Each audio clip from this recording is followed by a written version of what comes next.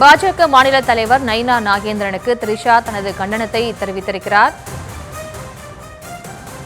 தான் எந்த ஒரு அரசியல் கட்சியிலும் இல்லை, எந்த அரசியல் கட்சிக்கும் ஆதரவு இல்லை என்றும், உயர்ந்த பதவிகளில் இருப்பவர்கள் பொதுவெளியில் கருத்துக்களை நாகரிகமாக வைக்க வேண்டும் எனவும் த்ரிஷா தனது கண்டன பதிவில் தெரிவித்திருக்கிறார். நடிகர் விஜயை விமர்சிப்பதாக நினைத்து த்ரிஷாவை தொடர்புபடுத்தி பேசிய நயினார் நாகேந்திரனுக்கு த்ரிஷா தனது கண்டனத்தை தெரிவித்திருக்கிறார். தனிப்பட்ட வாழ்க்கை குறித்து பொதுவெளியில் பேசக்கூடாது என்பது நியதி எனவும் அவர் தனது கண்டன பதிவில் தெரிவித்திருக்கிறார். தான் எந்த ஒரு அரசியல் கட்சியிலும் இல்லை, எந்த அரசியல் கட்சிக்கும் ஆதரவும் இல்லை என்றும் தெரிவித்திருக்கிறார். இவர்களோடு இணைகிறார் இந்த செய்தியாளர் ஜெரி. வணக்கம். த்ரிஷா தனது கண்டன பதிவில் என்னென்ன விஷயங்களை குறிப்பிட்டிருக்காங்க, முழு விவரம்? வணக்கம்.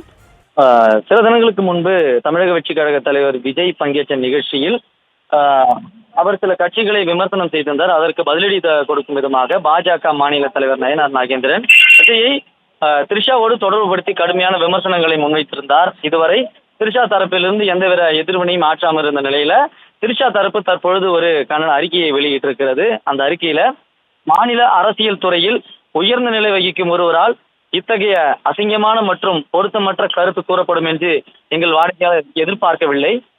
எந்த அரசியல் கட்சியுடன் தொடர்பு இல்லை என்பதையும், எதிர்காலத்திலும் அப்படியான தொடர்பு கொள்ளும் நோக்கம் இல்லை என்பதையும் தெளிவுபடுத்துகிறார். மேலும் முன்பும் தொடர்ந்து கூறியபடி அரசியல் தொடர்பான விஷயங்கள் அவர் எப்பொழுதும் நடுநிலையாக நிலைப்பாட்டியை எடுத்துள்ளார்.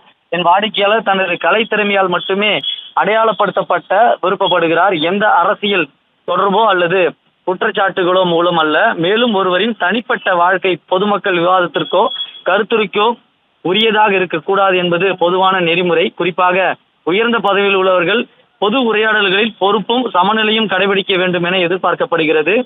எனது கட்சிக்காரர் தொடர்பில்லாத விஷயங்களில் அவரது பெயரை இழுக்க வேண்டாம் என கேட்டுக்கொள்ளப்படுகிறது என த்ரிஷா தரப்பிலிருந்து அறிக்கை ஒன்றினை வெளியிடப்பட்டிருக்கிறது.